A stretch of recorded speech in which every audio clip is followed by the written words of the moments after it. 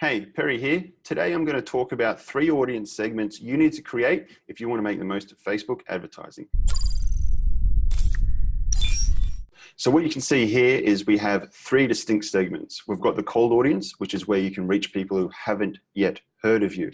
So you can target these people based on their interests, their demographics, or other online behaviors. If you want to go even further, what you can do is create an audience just like people that have, for example, already become a customer, or have visited your website, or have even watched 95% of one of your videos. We're going to dive into lookalike audiences in another video. What you want to be doing when you're reaching the cold audience, you want to be giving before asking. You can do that through content marketing.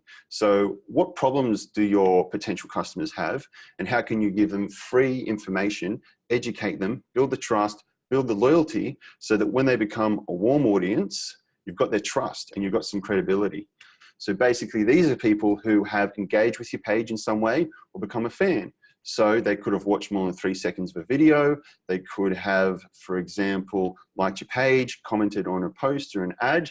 And really what you want to be doing with these guys is educating them a bit more about your product or service. Then finally, what you want to do after you've got them into your warm audience, they've engaged with you in some way over time, you want to try and send them to your website. And you can do that basically by putting links in front of them to your website. It's pretty simple. Creating ads, targeting people who've watched your videos or who have already liked your page. Once they get to your website, they become a hot audience.